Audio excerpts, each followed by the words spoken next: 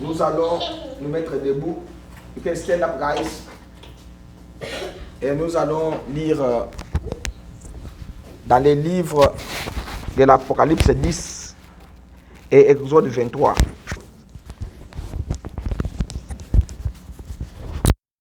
Apocalypse 10 et Exode 23. Préparez déjà Apocalypse 10 et puis Exode 23.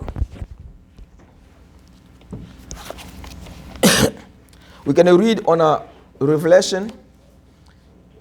Use a microphone. Use microphone 2. Chapter 10, verse 1 to 7.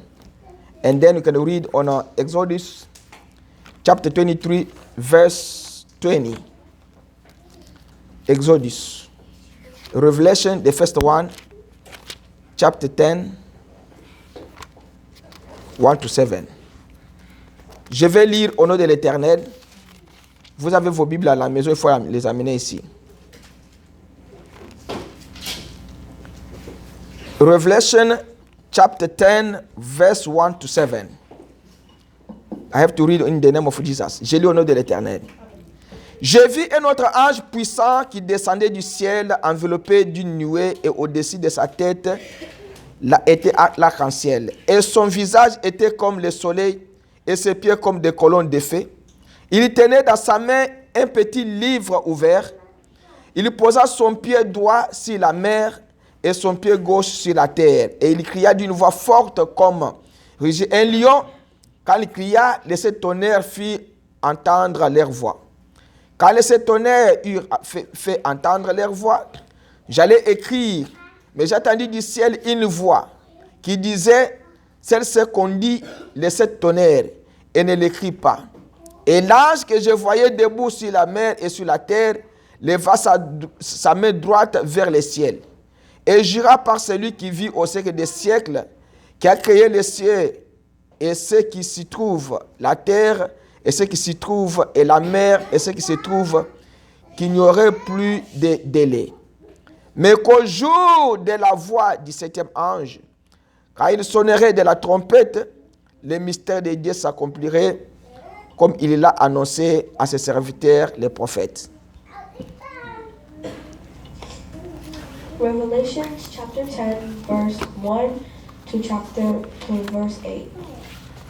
Then I saw another mighty angel coming down from heaven, wrapped in clouds with a rainbow over his head, and his face was like the sun, and his legs were like pillars of fire.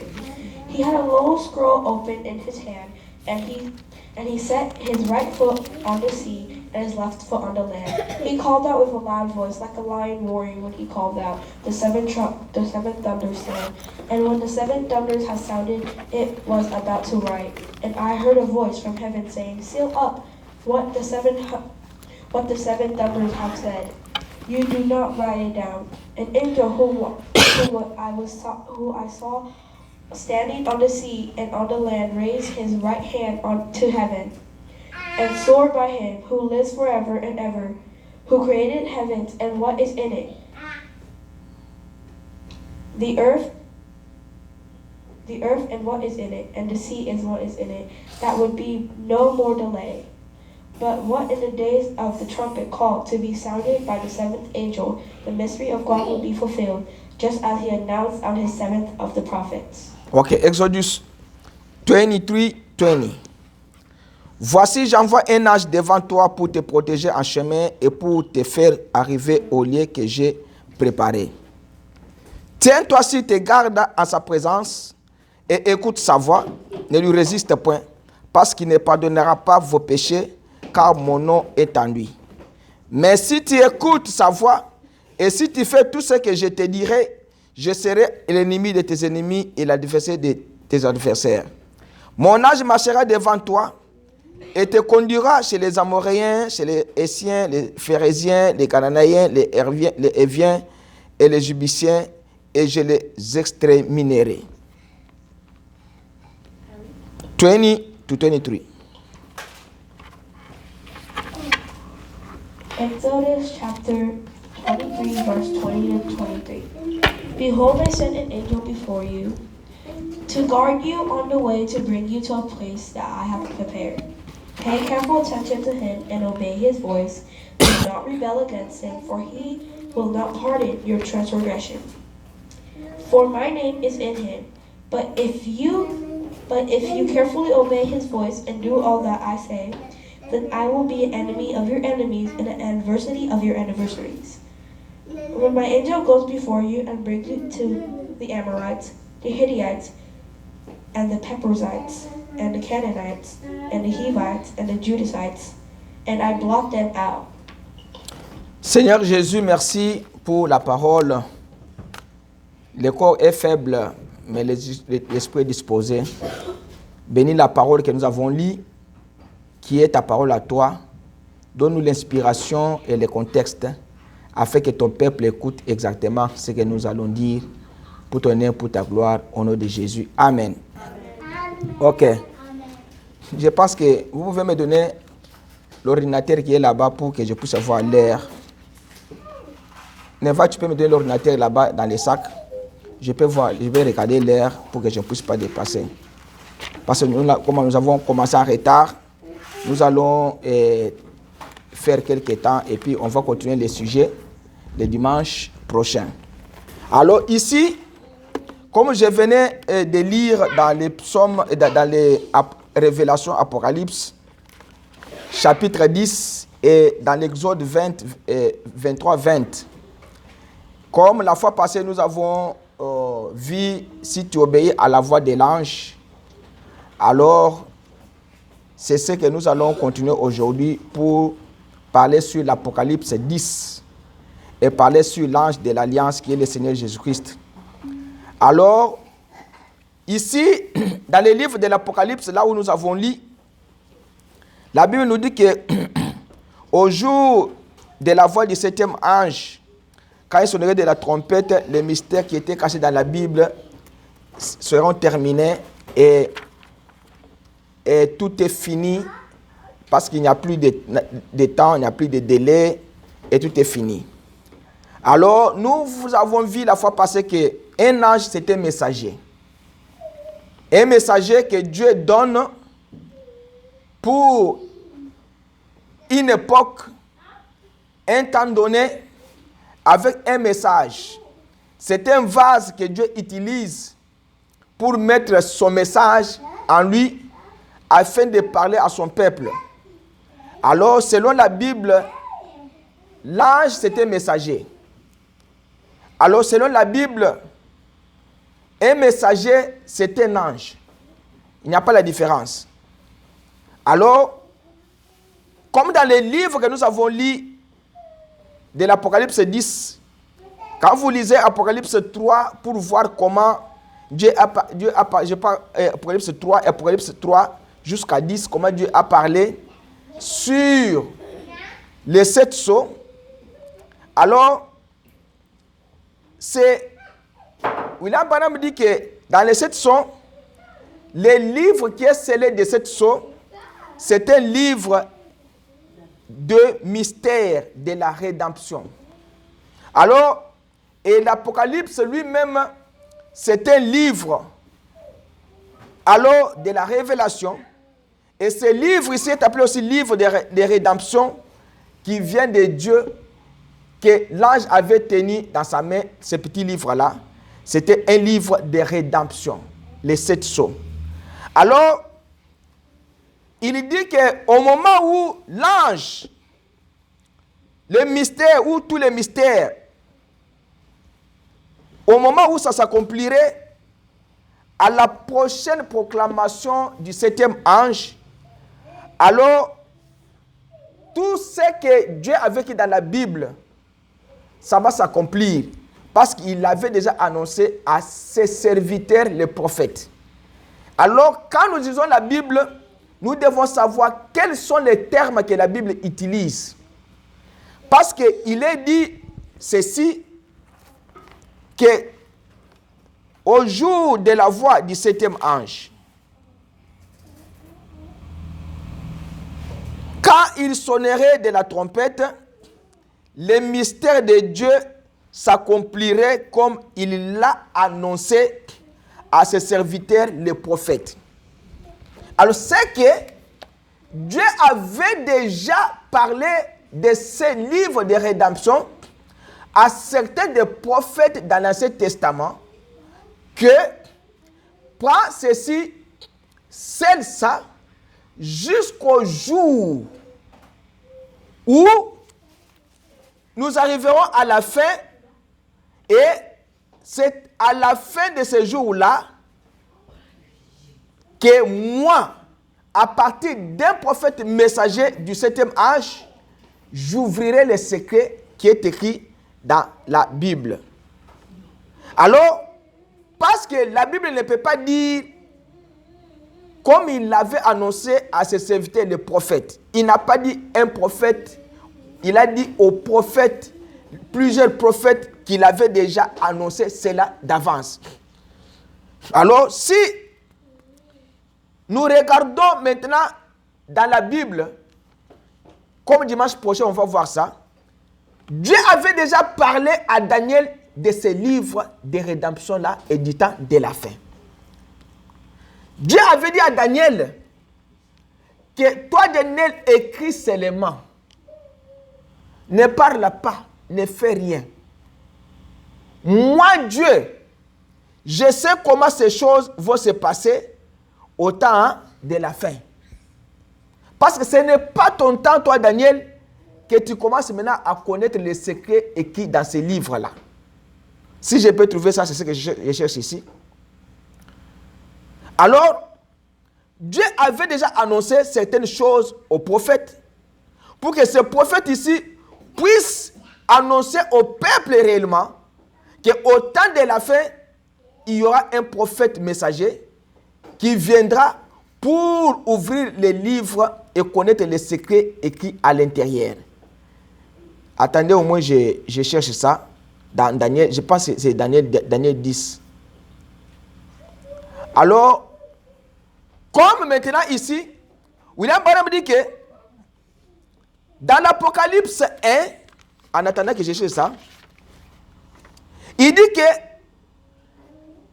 les 7 chandeliers d'or, il dit que exactement comme dans l'Apocalypse chapitre 1, debout au milieu des chandeliers d'or, avait un arc-en-ciel et l'aspect d'une pierre de jaspe et de sardoine. Le même ange qui est apparu dans l'Apocalypse 10, il était dans l'Apocalypse 1. C'est le même ange que Daniel avait vu dans la vision, qu'il était venu dans la vision. Alors, je n'ai pas trouvé ça ici, je dois chercher ça le dimanche prochain. Dans la vision. Et il dit que le voici qui revient au chapitre 10, après ce moment à venir où tous les mystères doivent s'accomplir et où les sceaux doivent être brisés. Il proclame qu'il n'y a plus de temps. Et il dit que dans les... Il dit que dans les... il a dit que quand le 7e ange aurait commencé à sonner de la trompette, alors les mystères s'accompliraient et ce serait l'heure où l'ange doit apparaître. C'est tout près de nous, quelque part. Il dit, regardez bien, retenez bien ceci. Mais qu'au jour de la voix du 7e ange, ce dernier ange, c'est un ange terrestre. Et cet ange ici, il est descendu du ciel et ce n'était pas lui. Lui, il était descendu du ciel, mais il a parlé de la voix du 7e ange. Ange, ça veut dire un messager. Tout le monde le sait. Amen. Et le messager pour l'âge de l'église. Alors il dit, quand il sonnerait de la trompette, les mystères, les 7 sceaux, tous les mystères de la Bible, de Dieu s'accompliraient comme il l'a annoncé à ses serviteurs, les prophètes. Alors il continue pour donner une bonne idée. Le mystère tout entier est dévoilé. Le mystère de cet ange-là, voyez, ce serait tellement simple que les gens vont passer complètement à côté. Mais pourtant, ça sera parfaitement confirmé. Et ce sera dévoilé d'une façon absolument parfaite. Amen. tous ceux qui voudront le voir verront. Jésus a dit, et il a dit quand il est venu, vous avez des yeux et vous ne voyez pas. Ésaïe l'a dit, vous avez des oreilles et vous n'entendez pas. Alors il dit que cet ange-là, il y avait un ange terrestre, il y avait un ange céleste. L'ange céleste avait un petit livre dans sa main. Alors il donne maintenant ce livre-là à un ange terrestre. William Branham dit, l'ange qui avait le pied sur la mer et qui avait l'autre pied sur la terre, c'est ce qu'on appelle l'ange de l'alliance. Et l'ange de l'alliance, selon la Bible, c'est le Seigneur Jésus-Christ. Il n'y a pas un autre ange de l'alliance que le Seigneur Jésus-Christ. Et Jean a entendu une voix qui lui dit, écris seulement ce que tu vois. C'est les livres seulement. Il ne faut pas écrire ce que la voix te dit. Donc, Jean savait déjà ce qui était dans les 7 sceaux. Et Dieu lui a dit que n'écris pas. C'est seulement les livres. Et les livres étaient scellés en dedans et en dehors. Pourquoi? Parce que c'était un livre écrit recto et verso. Les papiers écrits ici et les papiers écrits aussi ici. Quand c'est plié comme ça, tu peux voir les écrits, mais tu ne peux pas comprendre le contenu. Et les livres étaient scellés ici, dehors et dedans. Recto verso écrit comme ça. Alors, maintenant, William Branham dit que nous devons savoir l'ange céleste était qui et l'ange terrestre était qui. Et l'ange céleste, c'était l'ange de l'alliance. L'ange terrestre, c'était l'ange messager. Le messager du temps, comme Paul, il était le messager de l'âge d'Éphèse. Alors, il dit, dans l'âge où nous vivons de la Odyssée, quand l'ange est descendu, l'ange est venu seulement juste pour donner ce livre-là à l'ange terrestre. Et l'ange terrestre devait être un messager prophète. On va voir ça dans les détails le dimanche prochain, quand je dois avoir les écrits sur Daniel et autres. Et l'ange messager du 7e âge, William Branham dit que depuis le premier âge, ils étaient de messagers, mais arrivé au 7e âge, c'était un prophète. Parce que Dieu révèle ses secrets qu'à ses serviteurs, les prophètes. C'est pourquoi Dieu ne pouvait pas révéler la chose, les 7 sceaux, au premier âge, ni au 2e âge, ni au 6e âge. Dieu devait révéler les secrets qu'au 7e âge, et il ne devait pas le faire avec un messager simple, il devait le faire avec un messager prophète. Parce que Dieu dit dans Amos 3:7 que Dieu ne fait rien sans avoir révélé ses secrets à ses serviteurs, les prophètes. Donc, comme l'Apocalypse c'était un livre de la révélation, comme les 7 sceaux devaient être révélés, les secrets devaient être dévoilés, Dieu devait automatiquement utiliser un prophète pour dévoiler les secrets. Maintenant, William Branham dit ceci. Il dit que le messager de l'âge de la Odyssée. Qui est le messager de l'âge de la Odyssée?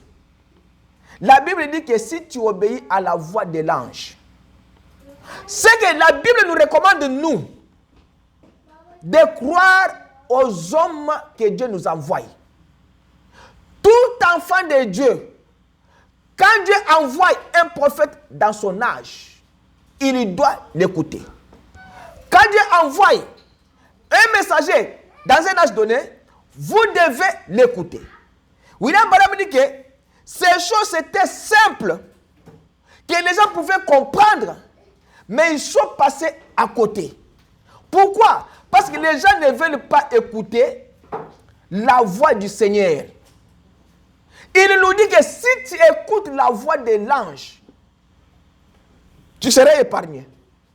Si tu ne l'écoutes pas, il ne pardonnera pas tes transgressions, tes iniquités, tes péchés, il ne pardonne pas.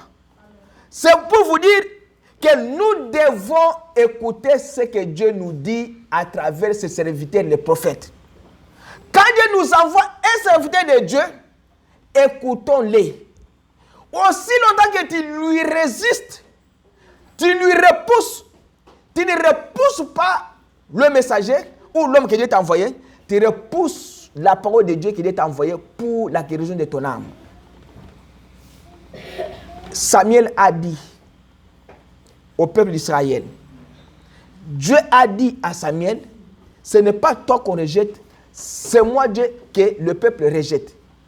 Cherche un roi, place un roi pour eux. Mais voici les caractéristiques de ces rois, comment le roi les fera au peuple. Parce que Saoul n'était pas l'homme selon Dieu. Saoul était seulement un roi, ouais, mais l'homme selon le cœur de Dieu, c'est celui-là que Dieu avait choisi, David. Et William Branham dit, le messager que Dieu nous a envoyé, il dit que l'âge dans lequel nous vivons maintenant sera un âge court. Et les événements vont se dérouler rapidement.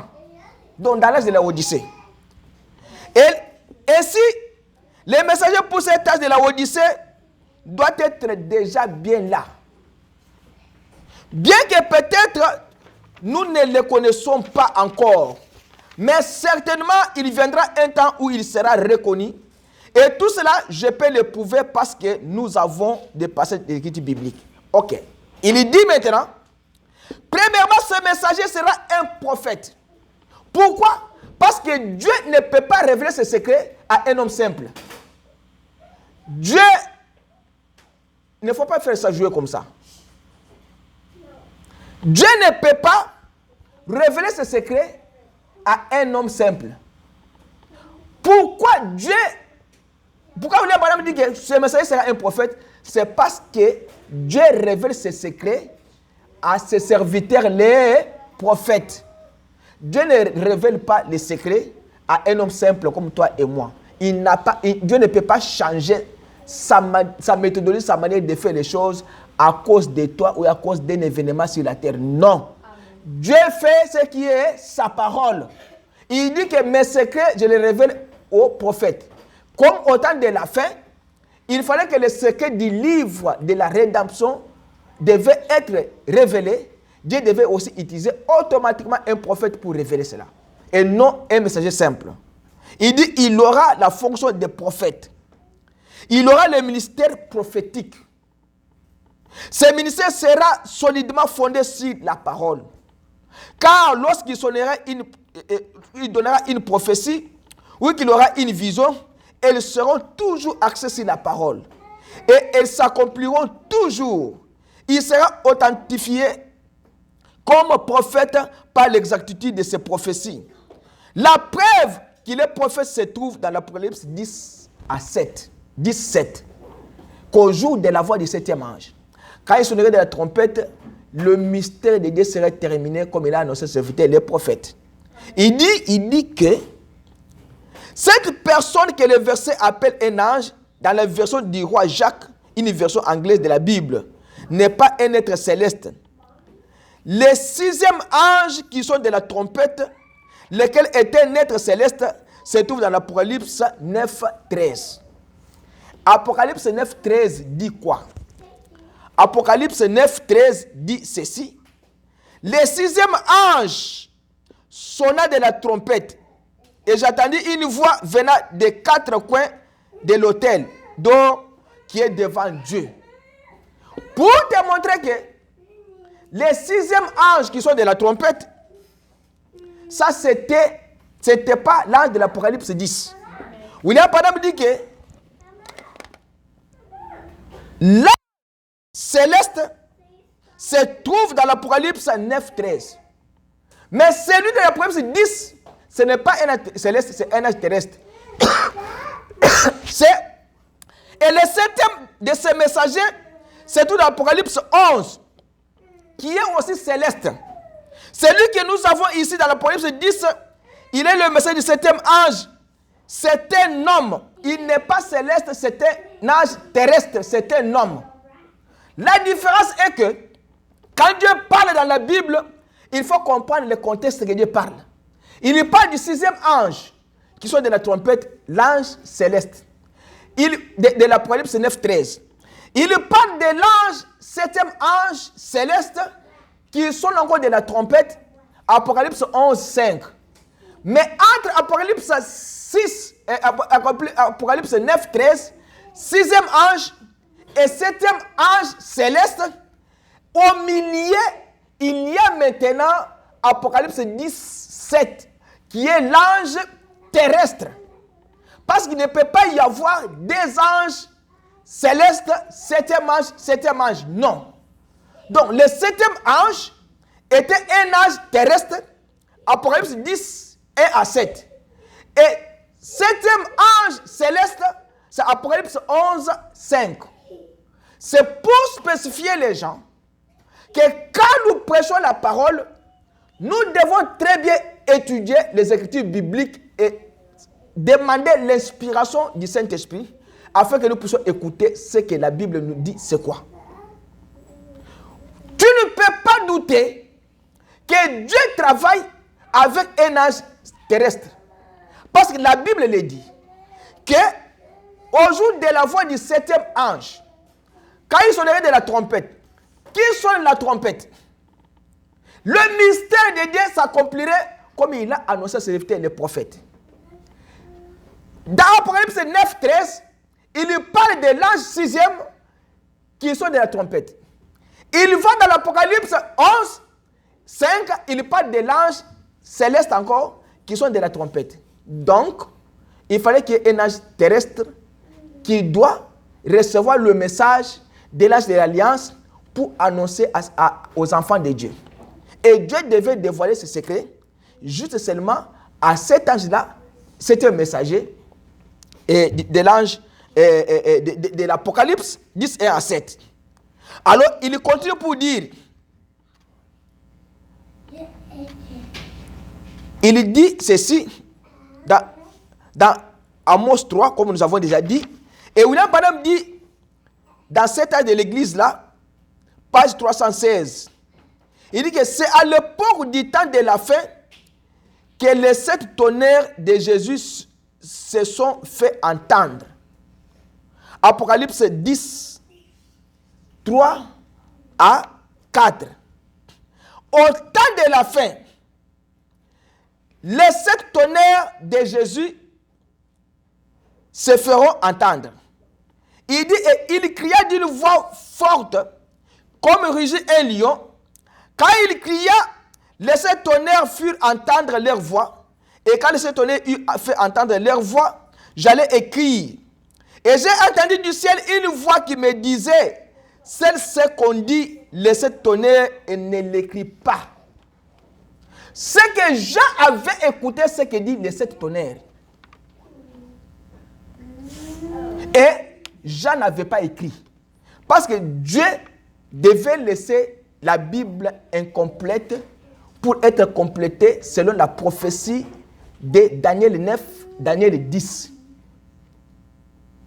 Alors, Dieu ne pouvait pas dire à Jean, écris ce qu'il dit de tonnerre, ces tonnerres.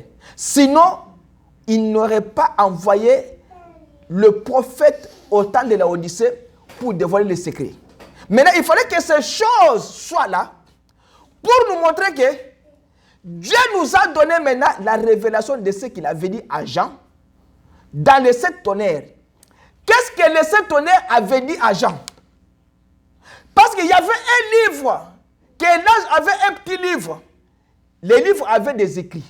Les livres avaient des choses écrites à l'intérieur que personne ne pouvait connaître. Ni toi ni moi. N'importe qui ne pouvait pas connaître les secrets écrits dans ces livres-là. Il fallait que cet ange-là céleste descend avec ces petits livres-là et qu'il donne à l'ange terrestre afin de connaître les secrets qui étaient écrits dans ces livres-là. Et les secrets ne devaient pas être révélés par l'ange céleste. Non, il devait le révéler que par l'ange terrestre qui est le messager de l'ange dans la Odyssée. Alors il dit, Jean, seul seulement, n'écris pas. Parce que si tu écris, c'est qu'autant de gens, la Bible serait complète et toute la race humaine ne devait pas être sauvée. Parce que le petit livre, c'était le livre de la rédemption de l'humanité. Comment Dieu a racheté le monde. Alors il a commencé à dire que l'agneau de Dieu qui a été immolé avant la fondation du monde. Ces livres-là, Jean a vu qu'il n'y avait personne ni au ciel ni sur la terre qui était digne de prendre ces livres et de briser les sceaux. Il n'y avait personne. Mais la voix a dit à Jean, Jean ne pleure pas. Jean ne pleure pas. Voici l'agneau de Dieu. Cet agneau, il est capable de prendre les livres et de briser les sceaux. Afin que l'humanité retrouve leurs droits qu'ils avaient perdus dans le jardin d'Éden. Si Jésus-Christ n'était pas venu, toi et moi, nous serions perdus. Dans ce temps de la fin, si Dieu n'avait pas envoyé William Branham, moi et toi, nous serions perdus. Pourquoi? Parce que comment on appelle ça? L'espoir de l'humanité entière repose sur la venue du Seigneur Jésus-Christ pour tous les chrétiens. Parce qu'un chrétien tel que nous sommes ici, quand nous marchons, nous devons savoir qu'il y aura un enlèvement. Et nous devons savoir que est-ce que nous sommes préparés pour cet enlèvement-là. Et qu'est-ce qui vous prépare à l'enlèvement? Ce n'est pas un homme qui te prépare pour l'enlèvement. C'est Dieu à travers son message qu'il t'envoie pour te préparer pour l'enlèvement. Jean-Baptiste est venu sur la terre pour préparer les gens au salut, à la première venue du Seigneur Jésus-Christ. Et Jésus a des protocoles. Dieu a des protocoles. Quand il veut faire quelque chose, il l'annonce déjà premièrement. Il dit au prophète, va avertir le peuple. S'ils se repentent, s'ils reviennent sur le droit chemin, je pardonnerai leur iniquité. Je n'effacerai pas les pays. Vous savez, du temps de Lot, il y avait 3 anges qui étaient descendus. Dès qu'ils sont allés en Sodome et Gomorrhe, ils sont allés évangéliser. Ils ont parlé au peuple. Le peuple n'a pas écouté. William Branham dit qu'ils ont prêché. Et Dieu a frappé le peuple de Sodome et Gomorrhe de l'aveuglement. Et les anges là l'ont fait, selon la Bible. Les anges l'ont fait, ils ont aveuglé les gens là-bas. Ils ont prêché tout un pays. Ils ont refusé. Maintenant, comme vous refusez maintenant le message que Dieu a envoyé, qu'est-ce que Dieu va faire? Dieu va faire tomber le jugement sur les pays. Dieu va faire tomber le jugement sur vous parce que vous avez refusé la voix de Dieu que Dieu vous a envoyé. Dieu dit sortez de Sodome. Vous dites que nos Sodome c'était bien. On ne sort pas. Nous ne vous connaissons pas. Dieu dit toute femme, tout homme doit faire ceci. Toute femme doit faire cela. Toi tu dis que non. Moi aussi je peux aussi faire. C'est que tu as refusé la voix de Dieu. C'est comme ça que les anges ont prêché.